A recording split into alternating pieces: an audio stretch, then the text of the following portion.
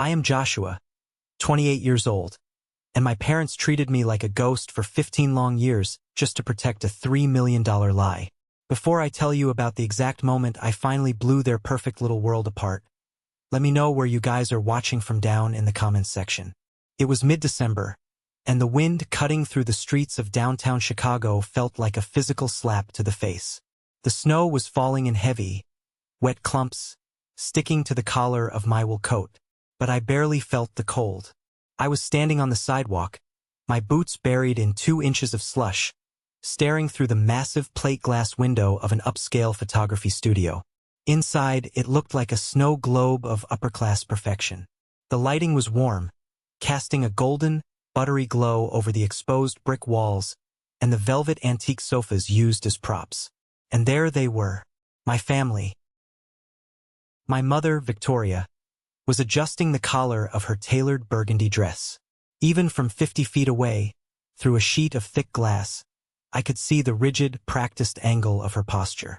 She was a woman who lived her entire life for the approval of people she didn't even like. Next to her was my father, Matthew. He was checking his Rolex, his jaw set in that familiar, impatient line. He wore a custom charcoal suit that probably cost more than my first car. And then there was Carter, my older brother, the golden child. He was 32 but still possessed that easy, arrogant smirk of a high school quarterback who never had to face a real consequence in his life. He was laughing at something the photographer said, casually running a hand through his perfectly styled hair. They looked like a catalog ad for the American dream. Wealthy, healthy, and perfectly united. I stood in the freezing dark, watching them, and a bitter taste coated the back of my throat. For 15 years, this exact scene had played out without me. For 15 years, the Harrison family Christmas card had been mailed to hundreds of friends, business associates, and distant relatives. And for 15 years, I wasn't in a single one of them. My breath plumed in the freezing air, fogging up the glass. I wiped it away with a gloved hand, refusing to look away. I wasn't that little kid anymore. I wasn't the 18-year-old boy who used to cry in his bedroom, wondering what was so fundamentally wrong with him that his own parents didn't want him in their memories. I checked my phone. It was 6:45 p.m. I was supposed to walk through those heavy glass doors in 15 minutes. Mother had called me 3 weeks ago, her voice dripping with a sickly sweet honey that immediately set off alarm bells in my head. "Joshua, darling," she had said, as if we spoke every day and not once every 6 months. "We are doing our annual holiday portraits. We absolutely need you there this year." I had almost dropped the phone. The invitation was so unexpected, so entirely out of character, that my first instinct was to hang up. Why now? Why, after a decade and a half of treating me like an embarrassing secret, did they suddenly need my face on their expensive, glossy cardstock? I knew the answer now. I knew exactly why I was invited. I reached into the deep pocket of my coat, and my fingers brushed against the thick, hard edge of a leather-bound photo album I had brought with me. It was heavy. Heavy with 15 years of exclusion. Heavy with lies. Watching them laugh inside that warm, bright room, I felt my heart thudding against my ribs, a slow, steady drumbeat of pure adrenaline. They thought I was coming here to play my part. They thought I was finally going to fall in line, put on a fake smile, and help them secure their massive payday. They thought I was a prop. I took a deep breath, the icy air stinging my lungs. I didn't push the front door open. Instead, I stepped back from the window, pulling my collar up against the wind, and walked toward the dark, narrow alleyway that led to the studio's side entrance. It was time to show them that the ghost they created had finally come back to haunt them. But to understand how we got to this freezing alleyway, and why the stakes were worth millions of dollars, you have to understand how the erasure began. You have to go back to the morning my father looked me dead in the eye and told me I wasn't good enough to be a Harrison. It happened when I was 18. It was a Saturday morning, early November. I remember the smell of burnt toast and expensive dark roast coffee filling the kitchen. I was sitting at the granite island, nervously picking at the edges of a college brochure. Mother swept into the kitchen holding a stack of clothing swatches. "All right, boys," she announced, not looking at me but directing her gaze toward Carter, who was scrolling on his phone. The studio is booked for 2 o'clock. We are wearing navy and cream this year. Carter, wear the cashmere sweater your father bought you. I perked up. My chest felt tight with excitement. Up until that point, our family photos were just candid snapshots taken on vacations. This was our first professional, coordinated studio shoot. I had never been part of something like that. I rushed upstairs, tearing through my closet to find my best clothes. I didn't have much. I mostly bought my clothes from thrift stores because my parents always claimed money was tight when it came to my expenses, but I found a decent navy button-down shirt and ironed it twice to make sure the collar was perfectly crisp. I spent 20 minutes in front of the bathroom mirror, trying to comb my hair so it looked presentable. I just wanted to look like I belonged. When I walked downstairs, Mother and Father were putting on their coats in the foyer. Carter was already outside, warming up Father's luxury sedan. Mother stopped. She looked me up and down, her eyes narrowing slightly, taking in my slightly faded thrift store shirt and my worn-out dress shoes. A tight, strained smile stretched across her face. It was the smile she used when dealing with a slow cashier at the grocery store. "Oh, Joshua," she said softly. "You put on a nice shirt." "You said navy," I replied, suddenly feeling very self-conscious. "For the photos, right?" she said, adjusting her pearl earrings. "About that. You're just coming to watch today, sweetie." The words didn't compute at first. "Watch? What do you mean watch? It's a family photo." Father stepped forward. He was an imposing man, tall with broad shoulders and a face that rarely showed any warmth. He grabbed me by the upper arm, his grip hard enough to bruise, and pulled me a few steps away into the hallway. "Don't make a scene," he muttered, his voice dropping to a harsh whisper. "The cards go out to the entire firm, Joshua. To my partners. To the country club board. They need to be perfect." "I ironed my shirt," I stammered, feeling a humiliating sting of tears prickling the corners of my eyes. "I can stand in the back." "It's not about the shirt," Father said coldly, looking at me with an expression of mild disgust. You don't photograph well with us, Joshua. You look awkward. You don't fit the aesthetic your mother wants. We can't have you ruining the composition. Now, you can either stay home, or you can come and sit quietly in the lobby. Your choice." He let go of my arm, adjusted his expensive tie, and walked out the front door. I went to the studio. I don't know why I did. Maybe a sick part of me thought they would change their minds at the last second. But they didn't. I sat on a hard wooden bench in the waiting area for 2 hours. I watched through the glass partition as the photographer positioned my mother, my father, and Carter. I watched them smile. I watched my father place a proud, loving hand on Carter's shoulder. I watched them create a beautiful, flawless family that I was not a part of. That was the first year. The Christmas card arrived in the mail a month later. "Merry Christmas from the Harrisons." The gold foil lettering read. Below it was the photo. Just the 3 of them. After that, it became the unspoken rule. My erasure was complete. When I went off to a local state college, I worked 2 brutal jobs. Flipping burgers at a greasy diner until 2 a.m., and stocking grocery shelves on the weekends, just to pay for my textbooks and a cramped dorm room. My parents told me they simply didn't have the funds to help me. They said building character was important. A month into my sophomore year, I went home to pick up some winter clothes. I walked into the kitchen and saw a bank statement sitting open on the counter. It was a joint account my father shared with Carter. The balance was 0, but the recent transactions showed massive withdrawals. I looked closer. Flights to Rome. 5-star hotels in Paris. Thousands of dollars spent at luxury boutiques. When Father walked in and saw me looking at it, he didn't even flinch. I confronted him. I asked him how Carter was traveling across Europe when I was drowning in student debt. Father just poured himself a cup of coffee. "We used the college fund," he said casually. "My college fund?" My voice shook. "It was a joint fund, Joshua. Carter passed his freshman year. We felt he deserved a reward for his hard work. You chose a cheaper state school, so you didn't need it as much. My jaw clenched so hard my teeth ached. He hadn't just drained the account. He had stolen my future to pay for my brother's vacation. The final nail in the coffin was my college graduation. I graduated with honors. I was the top of my graphic design program. I invited my parents. They showed up late, missing me walking across the stage. After the ceremony, we stood on the lawn. Carter had tagged along, complaining about the heat. Mother took out her expensive camera.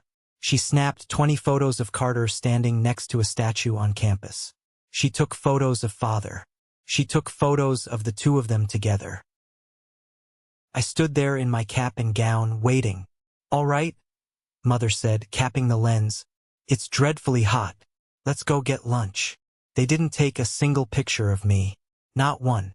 I realized then that to them, my achievements meant absolutely nothing. I was a ghost. And if I wanted to survive, I had to stop haunting their house and go build my own. So I packed my bags, moved out, and didn't look back. The next few years were a grind, but they were my grind. I poured every ounce of my frustration into my work. I started at the bottom of a mid-sized marketing firm in the city, taking the shifts nobody wanted, designing ads for local plumbers and discount mattress stores. I kept my head down, sharpened my skills, and eventually, the hard work paid off. I landed a massive promotion and a salary that finally let me breathe. I moved into a nice, airy loft apartment with huge windows. I bought a decent car. I built a life. And then I met Emma. Emma was a project manager at a firm we collaborated with. She was brilliant, funny, and possessed a quiet strength that grounded me. We connected instantly. On our third date, we were sitting in a small, dimly lit Italian restaurant, sharing a bottle of wine. She was telling me about her chaotic, loud, deeply loving family in Ohio. "What about you?" she asked, resting her chin on her hand, her warm brown eyes locking onto mine. "You never talk about your parents. Got any pictures?" I froze. The wine suddenly tasted like ash in my mouth. I looked down at my plate, tracing the edge with my thumb. "I don't have any," I said quietly. "None? Not even on your phone?" "In my family," I said, my voice tight. "I'm the one who doesn't get to be in the pictures." I braced myself for the pity, or worse, the probing questions. But Emma didn't push. She just reached across the table, placed her hand over mine, and gave it a gentle squeeze. In that simple touch, I felt more genuine affection than I had in 20 years in the Harrison household. With Emma, I wasn't invisible. Life was finally good. I was respected at work. I had a major client, a guy named Julian who ran a huge tech startup, who practically treated me like a partner. He constantly praised my vision and insisted on working only with me. For the first time, I knew my worth. Then came November. I was sitting in my living room, sketching out a logo concept, when my phone buzzed. The caller ID flashed Mother. I stared at it. We hadn't spoken in 6 months. Not since a brief, forced 5-minute phone call on my birthday. I almost let it go to voicemail, but some morbid curiosity made me swipe accept. "Joshua, darling." Her voice was shrill, buzzing with an artificial enthusiasm that made the hairs on my arms stand up. "How are you? You never call us anymore." I kept my voice flat. "I'm busy, Mother. Work is demanding." "Well, you simply must make time for family," she chided playfully. "Listen, your father and I were talking, and we are doing our annual holiday portraits next Sunday at the downtown studio. We absolutely need you there this year. It's been too long since we had the whole family together." Silence stretched on the line. I pulled the phone away from my ear, staring at it to make sure I was actually talking to my mother. "You want me in the Christmas photo?" I asked slowly. "Of course. You're our son. We want our handsome boy in the picture. Wear that nice charcoal suit of yours. Be there at 7. She hung up before I could ask any more questions. I sat there, the pencil snapping in my hand. 15 years. 15 years of being told I ruined the aesthetic, that I didn't fit, that I was an eyesore. And now, suddenly, I was the handsome boy they desperately needed. Something was deeply, fundamentally wrong. My parents didn't do anything without a calculated reason. There was an angle. I just had to find it. The next morning, I called Aunt Clara. Clara was my mother's younger sister, but they couldn't have been more different. Clara was a retired public school teacher, kind-hearted but deeply timid. She had gone through a brutal divorce and a nasty custody battle a decade ago, which had left her financially ruined. She lived in a modest duplex just a few blocks from my Grandma Amelia, my father's mother. Clara had stepped up to take care of Grandma when her health started failing, mostly because my parents couldn't be bothered. "Aunt Clara," I said when she answered. "Mom just invited me to the family photo shoot. What's going on?" I heard a sharp intake of breath on the other end of the line. Then, the sound of quiet sobbing. "Clara? Are you okay? What happened?" "Oh, Joshua," she wept, her voice trembling. "It's your grandmother. She's in hospice care. The doctors say she only has a few weeks left." My stomach dropped. "What? Why didn't anyone tell me?" "Victoria forbade it," Clara choked out. "Your mother told me not to bother you. Joshua, your grandmother's estate, her inheritance, is massive. Over $3 million plus the old estate." "I don't care about the money, Clara. I care about Grandma." "I know, honey, I know. But your parents do. Grandma Amelia has been reviewing her will with her lawyer, Mr. Sterling. She noticed you haven't been in a single family photo for years. She asked your mother why you never visit her anymore." I gripped the edge of my desk, my knuckles turning white. "And what did my mother say?" "She lied, Joshua. She told Amelia that you turned your back on the family, that you were arrogant, obsessed with your city life, and refused to have anything to do with them or her." Clara blew her nose. "Grandma was heartbroken. She told your parents that if the family was truly broken, she was going to leave the entire inheritance to charity. Your mother panicked. She promised Grandma that it was a misunderstanding, and to prove it, she swore you'd be front and center in this year's Christmas card." A cold, dark fury began to pool in my chest. "They need me to secure the $3 million. "Yes," Clara whispered. "And Joshua, there's something else. Grandma didn't forget you. She wrote to you every month for the last 10 years. She sent letters, birthday cards, little checks. She thought you were ignoring them." "I never got a single letter," I said, my voice turning to ice. "I know. Your mother intercepted them. She kept them in a lockbox in the attic of your old house. She wanted to isolate you so you wouldn't get a cut of the estate." The silence in my apartment was deafening. The betrayal was so profound, so absolute, it felt like I couldn't breathe. My mother hadn't just erased me from photographs. She had actively sabotaged the only real family connection I had left, all for money. I thanked Aunt Clara and hung up the phone. I didn't cry. I was far past crying.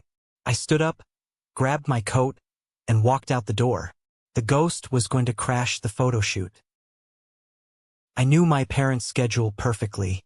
Every Tuesday afternoon, Mother had her country club luncheon, and Father was at his law firm. The house in the suburbs would be empty. I drove out there, my jaw set, my mind racing. I parked a block away and walked to the house. I still had the spare key I'd kept on my keychain since high school, a habit I had never bothered to break. The lock clicked, and I stepped into the sterile, immaculate foyer. It smelled like lemon polish and expensive potpourri. It didn't smell like home. I didn't waste time. I went straight up the stairs, pulled the cord for the attic stairs, and climbed up into the dusty, suffocating heat. The lockbox Clara mentioned was exactly where she said it would be, shoved behind a stack of old winter coats. I used a heavy flathead screwdriver from my car to pry the cheap padlock open. Inside were stacks of envelopes, hundreds of them. My hands shook as I picked up the top one.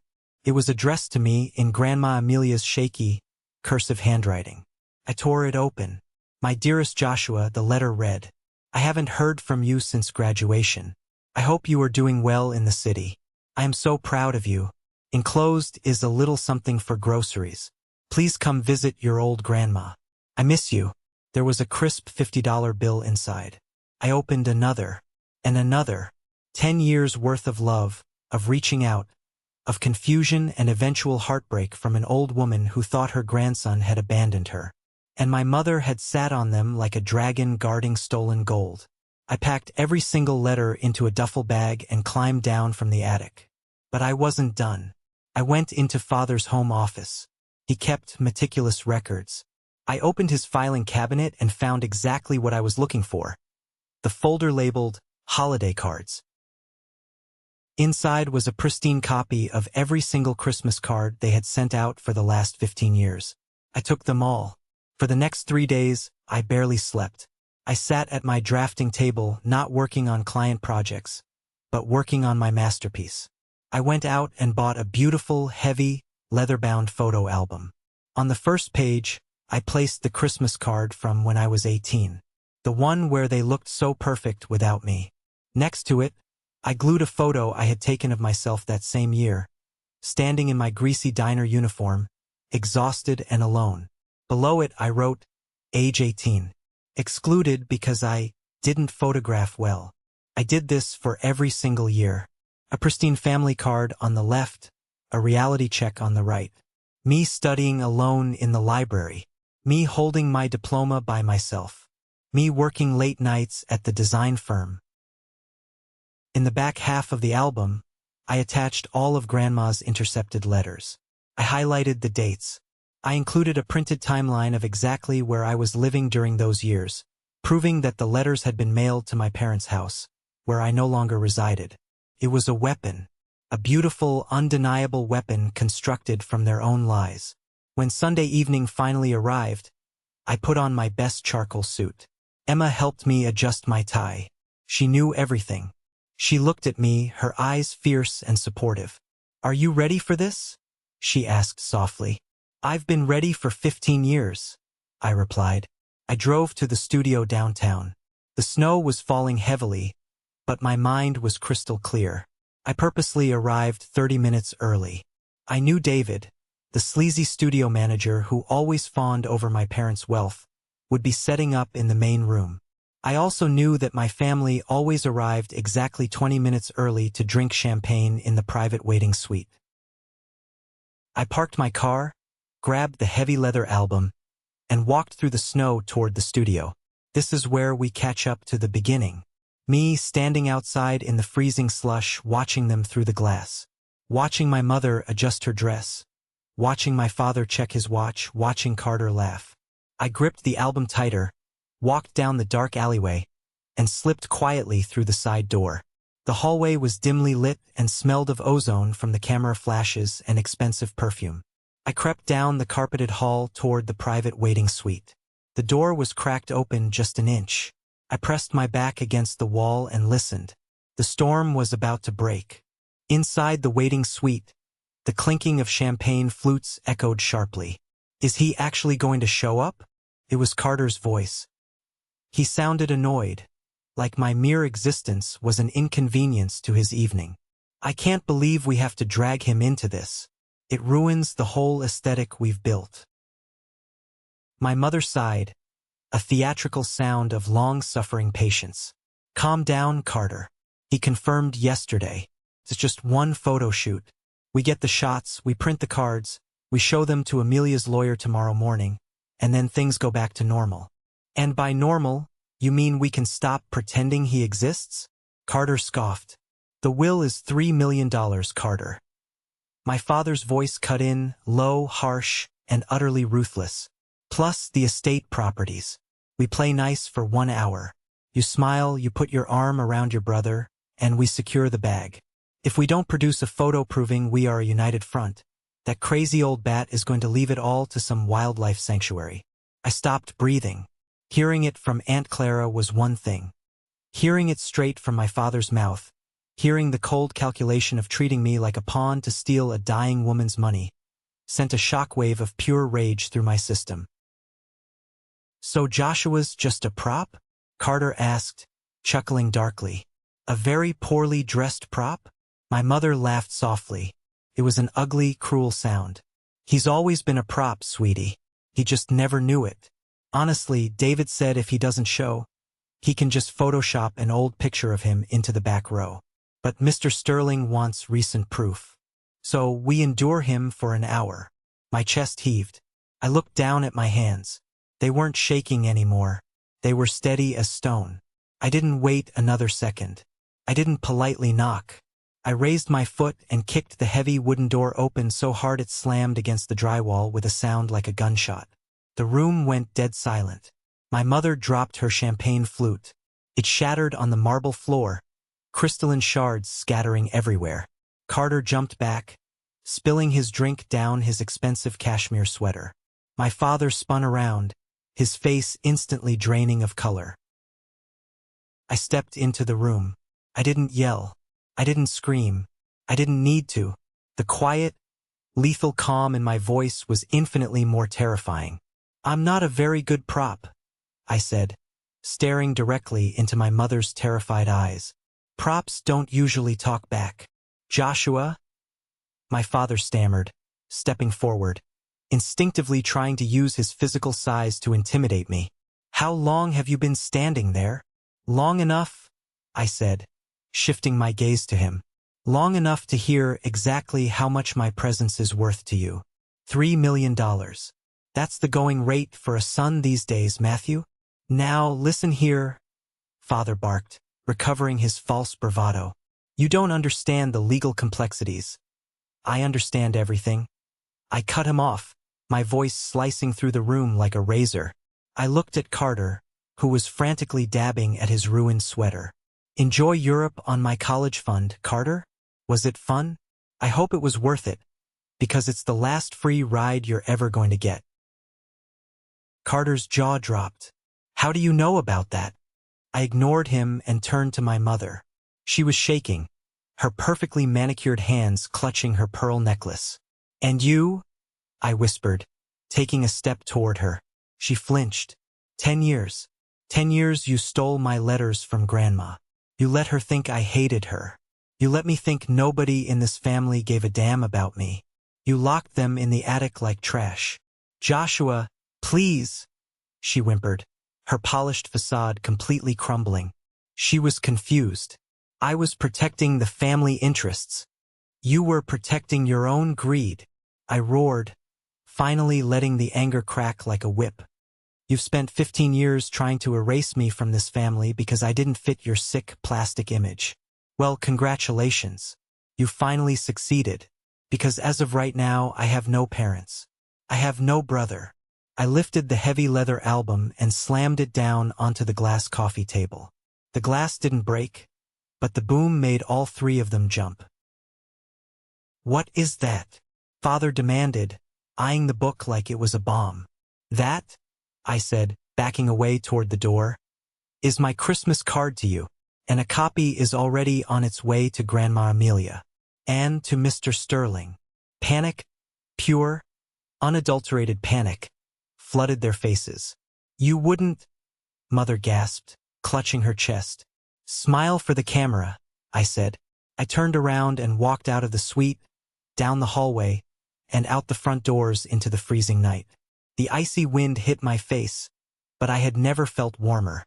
Emma was waiting in my car by the curb. I got in, pulled her into a tight hug, and we drove away, leaving my fake family to drown in their own sinking ship. This is a moment that changed everything, when I finally regained control of my life. Thank you for your patience in getting this far. You are amazing. Please help me like the video and leave a comment with the number 1 below so I know you've been with me this far. This will not only help more people find this story, but also let me know that my experiences are meaningful to someone. Your support is the biggest motivation for me to continue sharing the rest of this journey.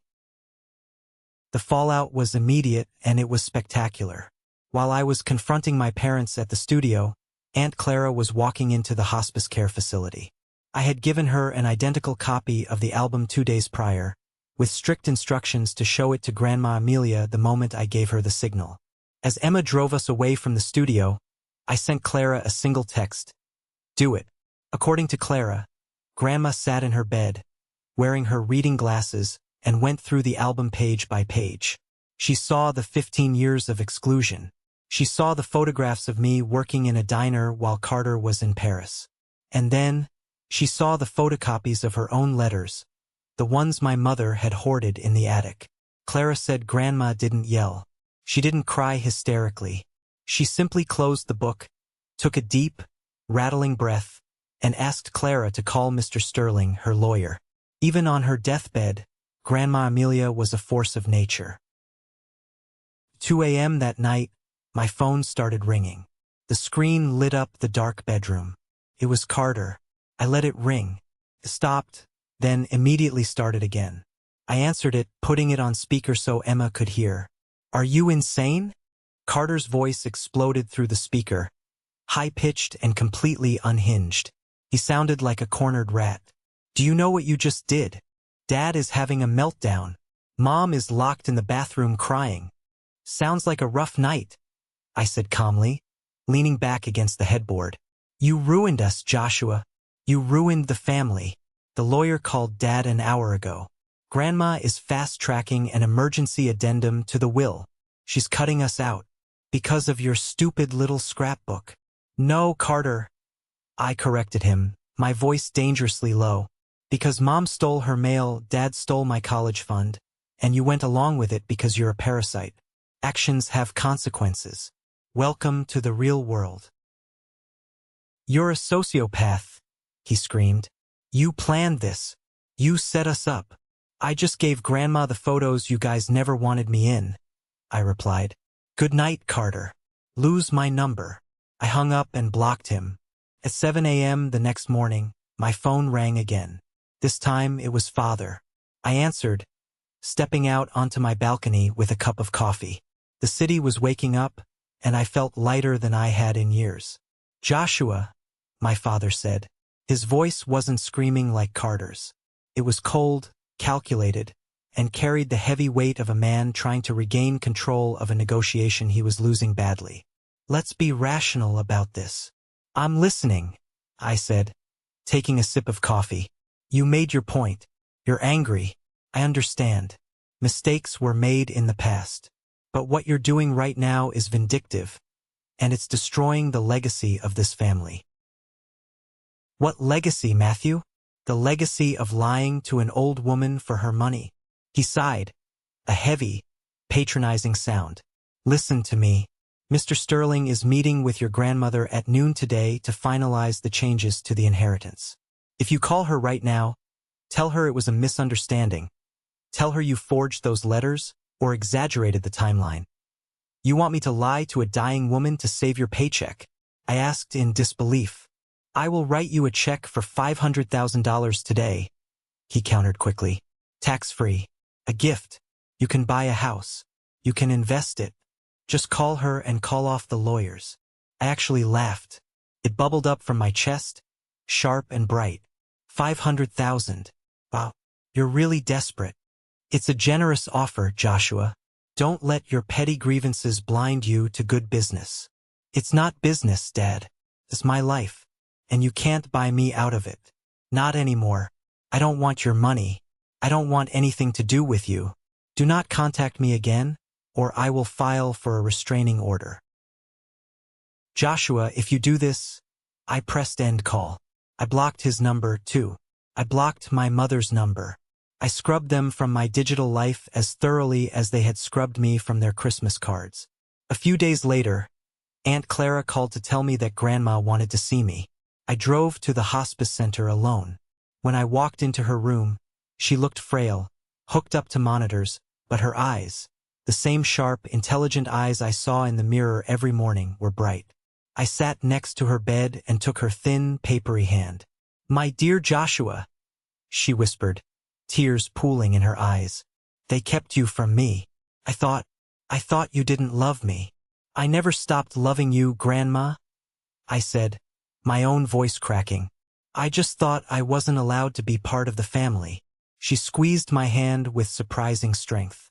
"That family," she said fiercely, "is a rotting tree. I've cut the dead weight off. Mr. Sterling took care of it. They will not see a dime of my money, Joshua. They will not be rewarded for their cruelty." I sat with her for hours, talking about Emma, about my graphic design work, about everything she had missed. For the first time in my life, I felt the unconditional warmth of a parent figure who just wanted to listen to me speak. 3 weeks later, Grandma Amelia passed away peacefully in her sleep. Aunt Clara and I were the only ones at her bedside. My parents didn't even come to the hospital. They were too busy calling different law firms, trying to figure out how to contest a will they knew was airtight. The storm had passed. The wreckage was severe, but as I stood looking out the window of the hospital room, I realized that for the first time in 15 years, the sky was finally clear. I had survived the erasure. The days following Grandma Amelia's passing were a blur of quiet grief and sudden, absolute silence from the people who raised me. The funeral was a small, dignified affair held on a freezing Tuesday morning. The sky was the color of bruised iron, and the wind whipped off the lake, biting through my heavy wool coat. Emma stood by my side, her arm linked tightly through mine. Aunt Clara stood on my other side, holding a crumpled tissue. And that was it. My parents did not show up. Carter did not show up. Later, I found out through the family grapevine that my mother had claimed she was simply too overcome with sorrow to attend a public gathering. But the truth was far more calculating. My father had spent the morning of his own mother's funeral locked in conference rooms with junior partners at his law firm, desperately trying to map out a strategy to contest the will before it was even officially read. They knew a storm was coming, and they were trying to build a bunker. But you cannot build a bunker out of paper lies. 2 weeks after the funeral, the heavy cream-colored envelope arrived in my mailbox. The return address was embossed in gold foil. Sterling and Associates, attorneys at law.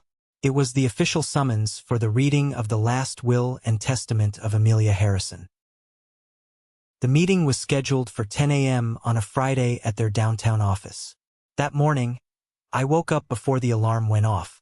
I lay in bed, staring at the ceiling of my apartment.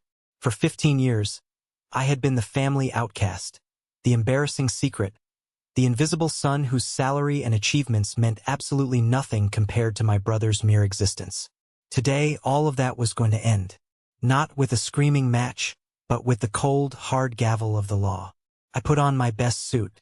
Not the cheap thrift store clothes of my teenage years, but a tailored, dark navy suit I had bought after my last big promotion at the design firm. Emma wore a sharp, elegant black dress. We drove downtown in silence. The radio was off.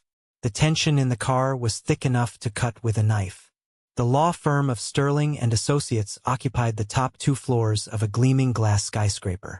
When Emma and I stepped out of the elevator, our shoes sank into plush, charcoal gray carpeting.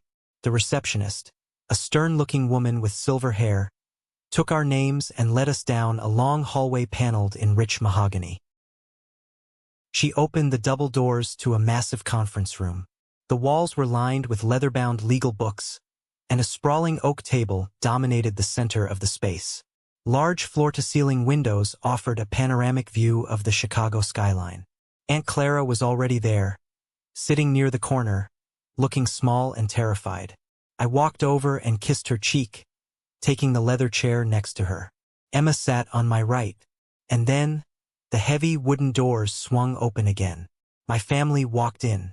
If you didn't know the context, you would think they were arriving at a red carpet premiere. My mother wore a black designer dress with a subtle, tasteful diamond necklace. She had a sheer, black lace scarf draped over her shoulders, her version of morning attire. My father walked in with his chest puffed out, wearing a custom pinstripe suit, his face set in a mask of aggressive confidence.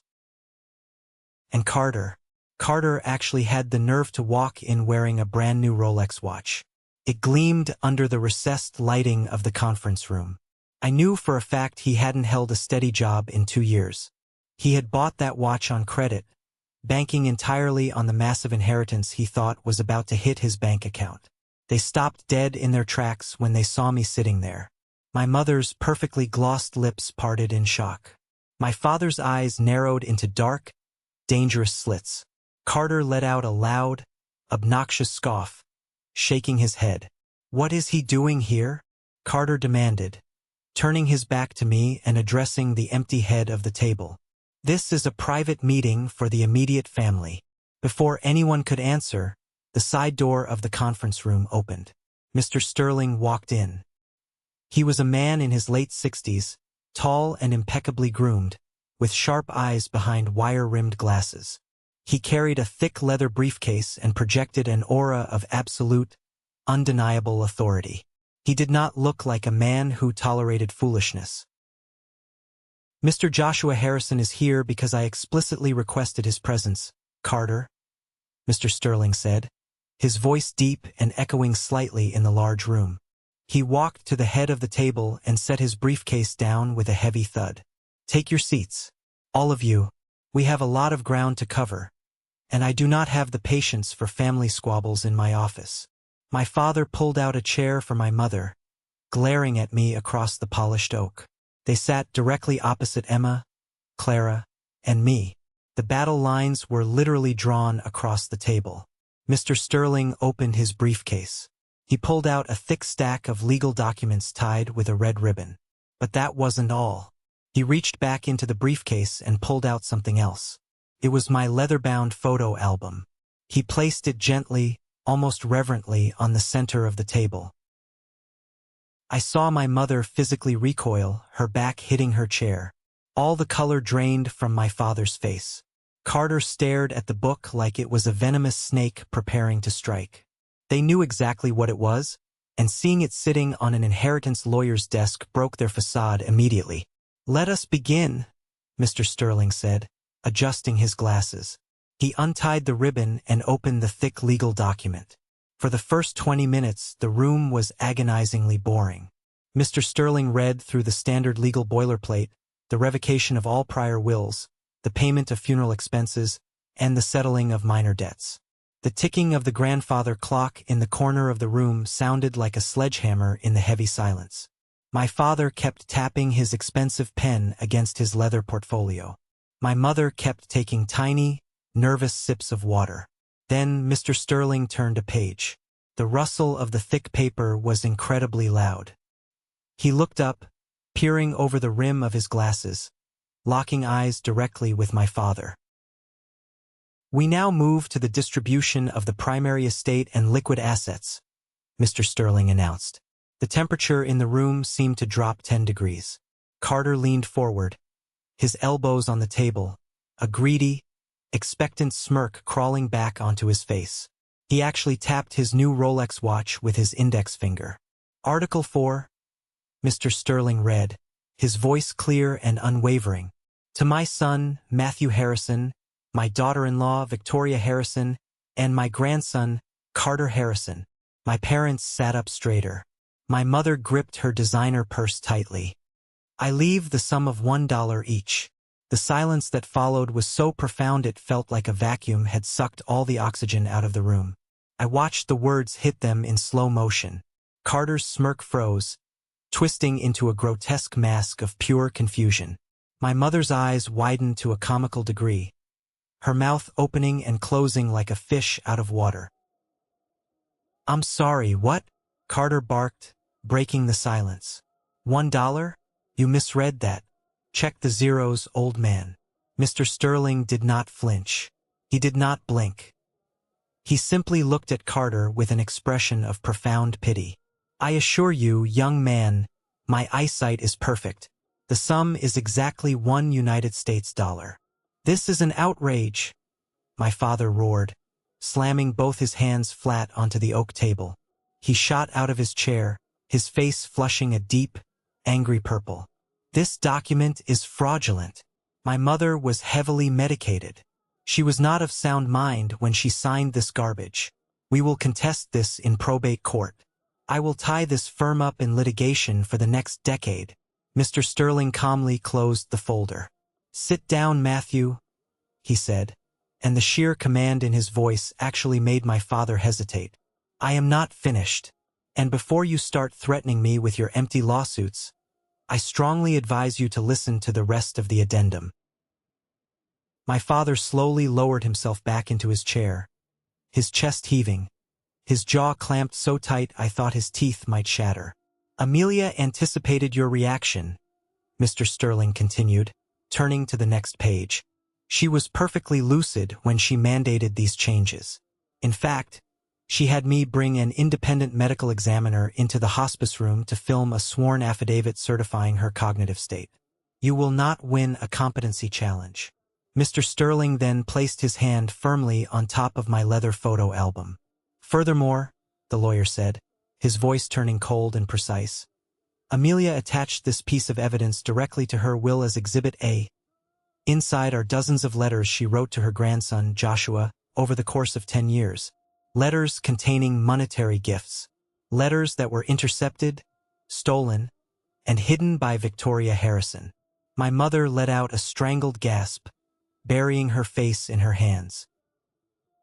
Amelia also provided bank records.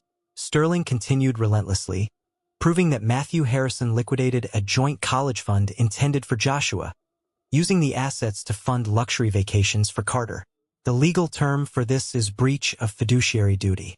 Amelia's addendum clearly states that if any of the three of you attempt to contest this will, the estate will release this album, the letters, and the financial records to the probate court, putting them into the public record. Your theft of mail and financial misappropriation will become public knowledge. It would, without a doubt, destroy your reputation at your law firm, Matthew, and it would likely lead to criminal fraud charges for Victoria. Checkmate. It was a masterclass in legal destruction. Grandma Amelia hadn't just cut them out.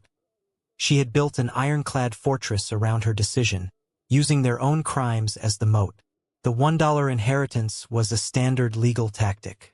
By leaving them a specific sum, no matter how small, they could not claim they had simply been forgotten or accidentally omitted. They were intentionally acknowledged and intentionally dismissed. My father sank back into his chair, the aggressive energy completely draining out of his body. He looked 10 years older in a matter of seconds. The realization that his own mother had outsmarted him, outmaneuvered him, and trapped him with his own lies was breaking him in real time.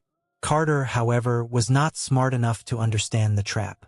This is his fault, Carter shrieked, suddenly pointing a shaking finger directly at me. His face was red and blotchy, tears of pure rage pooling in his eyes. He manipulated her. He brainwashed a dying woman with his stupid little scrapbook. You stole my money, you piece of trash. Carter lunged across the table. Before he could even get halfway, I stood up. I didn't raise my fists. I didn't shout. I just stared down at him with 15 years of built-up coldness.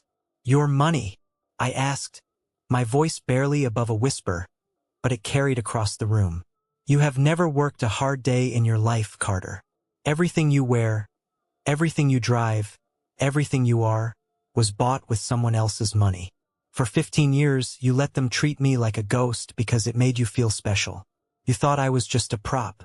Well, the prop just walked off the stage. Sit down and shut up before I decide to press charges for the college fund right now. Carter froze, hovering over the table. He looked at my father for backup. But my father wouldn't even look at him. My father was staring blankly at the polished wood, totally defeated. Slowly, Carter sank back into his chair, covering his face with his hands. He started to sob. It was a pathetic, ugly sound. Mr. Sterling cleared his throat, commanding the room once again. Article 5, he read. The remainder of my estate, including the liquid assets totaling roughly $3.2 million, my investment portfolios, and the deed to my primary residence, shall be divided as follows. 20% is to be placed in an irrevocable trust for my daughter, Clara, to ensure she never has to worry about her security again. Beside me, Aunt Clara let out a loud, shuddering breath. She covered her mouth with both hands, tears streaming down her face. Emma rubbed her back gently. The remaining 80% of the liquid assets, the investment portfolios, and the deed to the property, Mr. Sterling read, looking directly at me with a soft, respectful nod, are left entirely and exclusively to my grandson, Joshua Harrison, a young man who proved that true character is built in the shadows, not in the flash of a camera. I felt Emma's hand grip my thigh under the table. I didn't smile. I didn't gloat. I just closed my eyes and took a long, deep breath. The weight of 15 years of rejection, the endless nights wondering why I wasn't enough, the crippling self-doubt. It all evaporated in that room. Grandma Amelia had seen me. She had really seen me. And her final act on this earth was to make sure the rest of the world saw me, too. "This concludes the reading," Mr. Sterling said, closing the folder and tying the red ribbon back around it. "Matthew, Victoria, Carter. The receptionist has your $1 checks. You may collect them on your way out. I expect you to vacate the premises immediately." My mother tried to stand up, but her legs gave out. She slumped against my father, weeping uncontrollably, her mascara running down her face, ruining her perfect, tailored image. My father had to physically support her weight as he dragged her out of the room. Carter followed behind them, head down, his expensive watch suddenly looking like a heavy, meaningless chain. They didn't look at me as they left. They didn't apologize. But I didn't need them to. Their silence was the greatest apology I could ever receive. Once the heavy doors clicked shut behind them, the tension finally broke. Aunt Clara threw her arms around my neck, sobbing into my shoulder. "She fixed it, Joshua," she cried. "She fixed it all." I hugged her back tightly. "Yeah, Aunt Clara, she did." Mr. Sterling walked over and handed me the leather album. "She told me to give this back to you," he said softly. "She said it belongs in a home where pictures are actually cherished." I took the album, feeling the heavy, textured leather under my fingers. "Thank you, Mr. Sterling, for everything." Emma and I walked out of the towering glass building and into the crisp Chicago afternoon. The sun had broken through the heavy iron clouds, casting a brilliant, blinding light across the city. I stopped on the sidewalk, holding Emma's hand, and looked up at the sky. I wasn't a ghost anymore. I was exactly where I was supposed to be. A few months passed, and the changing of the seasons brought a profound sense of peace that I had never experienced in my entire life. Spring melted into a warm, golden summer, and the legal dust from the will completely settled. My parents never filed that lawsuit. The threat of public exposure, the threat of my father's law firm finding out he had embezzled his own son's college fund, was enough to terrify them into absolute submission. They took their $1 checks, cashed them, and vanished from my life. The grapevine in our city is remarkably efficient, especially among the upper crust my mother so desperately tried to impress. Word got out anyway. Not from me, but rumors always find a way. My father's partners at the firm slowly started edging him out of high-profile cases. The whisper network at the country club turned my mother into a social pariah. People realized that their perfect, glossy Christmas cards were nothing but a smokescreen for a deeply broken, toxic household. As for Carter, reality hit him like a freight train. Without the endless flow of my parents' cash to subsidize his lifestyle, his credit cards maxed out within 3 months. He had to sell his sports car, sell the expensive watch he wore to the lawyer's office, and move back into his childhood bedroom. The last I heard, he was working an entry-level sales job he hated, finally forced to face the exact same struggles I had faced a decade ago. I didn't rejoice in their downfall. To be honest, I hardly thought about them at all. I was too busy living the life I was finally free to build. The first thing Emma and I did was move out of my downtown loft and into Grandma Amelia's house. It was a beautiful, sprawling, mid-century modern home nestled in a quiet, tree-lined suburb. It had a massive backyard, original hardwood floors, and huge windows that let in rivers of natural light. The house was filled with Grandma's things, and spending the summer going through her belongings was a deeply healing process. In the back of her closet, tucked inside an old shoebox, I found dozens of photographs. They weren't professional studio portraits. They were candid, slightly blurry pictures she had taken with a disposable camera when I was a kid. Pictures of me covered in mud in her garden. Pictures of me blowing out the candles on my 10th birthday cake. Pictures of me asleep on her couch with her golden retriever. I was never erased from her life. She had kept my memory alive in the quietest, most loving ways.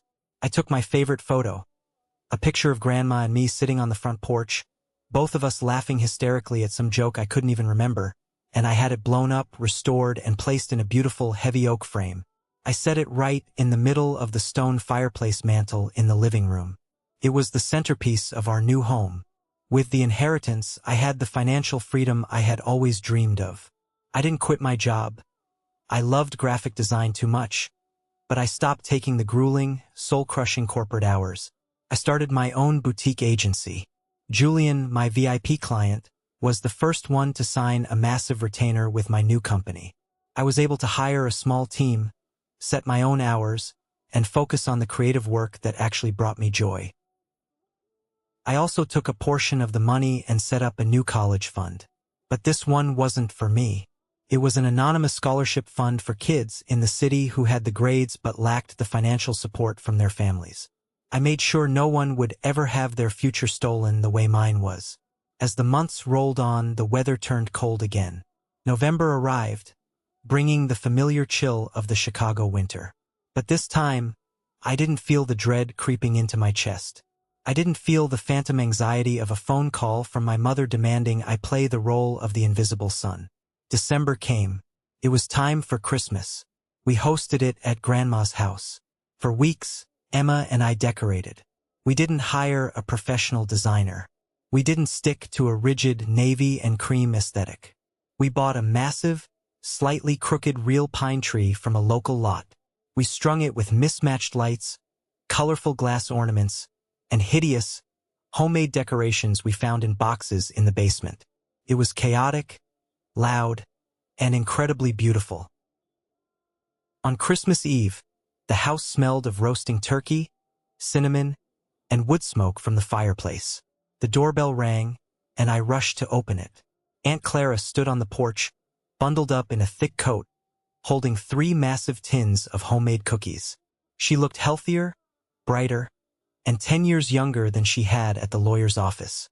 The trust fund Grandma left her had allowed her to retire completely, pay off all her debts, and live without the crushing weight of financial anxiety. "Merry Christmas, Joshua," she beamed, pulling me into a massive hug. "Merry Christmas, Aunt Clara. Come in, it's freezing." Julian, my client turned close friend, arrived shortly after with his wife and their 2 little kids, who immediately started running circles around the living room, chasing the new rescue dog Emma and I had adopted. The house was filled with the sound of actual, genuine laughter. Not the polite, manufactured chuckles of a country club gathering, but the loud, messy joy of people who genuinely loved being around each other. Emma walked out of the kitchen, wiping flour off her cheek. She was wearing a ridiculous, oversized Christmas sweater that lit up when she walked. I looked at her, standing in the middle of the living room, surrounded by warmth, food, and people who cared about me. I walked over to her, wrapped my arms around her waist, and kissed her forehead. "You did good, Joshua," she whispered, leaning her head against my chest. "We did good," I corrected her. After dinner, when the kids were exhausted and asleep on the rug, and Aunt Clara was sipping spiked eggnog by the fire, I stood up. I walked over to the hallway closet and pulled out a heavy black bag. I set up the aluminum legs of a camera tripod right in the middle of the living room. I attached my professional DSLR camera to the mount. "What are you doing?" Aunt Clara asked, smiling over the rim of her mug. "We're taking a family photo," I said. I didn't adjust the lighting to make it look like a buttery studio. I didn't ask anyone to change their clothes. I didn't care that Emma still had a smudge of flour on her face, or that Julian was wearing a hideous reindeer tie. I set the timer for 10 seconds and hit the shutter button. "All right, everybody squeeze in," I yelled, running over and diving onto the sofa next to Emma and Clara. Julian's wife leaned over the back of the couch. Julian grabbed the dog, who tried to lick his face right as the red light on the camera started blinking rapidly. Emma threw her arms around my neck, laughing. Aunt Clara beamed, holding her mug high in the air. Click. The flash illuminated the room. I walked over to the camera and looked at the digital screen.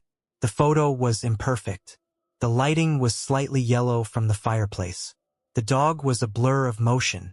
My hair was messy. But as I looked at the faces in that small LCD screen, I saw something I had never seen in any of the 15 glossy, expensive, perfectly curated Christmas cards my parents had sent out. I saw truth. I saw a family. And for the first time in my life, I was right in the center of it. Going through all of this taught me a lesson that completely changed my perspective on life. We are often conditioned to believe that blood is an unbreakable bond, that we owe our loyalty, our mental health, and our very identities to the people who share our genetics. But the truth is, family is not defined by blood. It is defined by respect, reciprocity, and unconditional love. If someone continuously treats you like an option, if they erase your accomplishments, or if they only value you for what you can provide them, you have every right to walk away. Walking away from a toxic environment isn't an act of cruelty. It is the ultimate act of self-preservation. You cannot heal in the same environment that broke you. I spent 15 years begging for a seat at a table where the food was poisoned. It was only when I built my own table that I finally learned what it meant to be full. Never let anyone make you feel like you are just a prop in their story. You are the main character of your own life. If the story resonated with you, if you've ever had to draw a hard boundary or build your own chosen family, I'd love to hear your perspective. What was the moment you realized you had to choose your own peace over toxic loyalty? Let me know down in the comments. Or, if you simply agree with the lessons this journey taught me, just drop the word good in the comments so I know you're with me. Thank you for listening, and remember, the best family portraits are the ones where you don't have to fake your smile.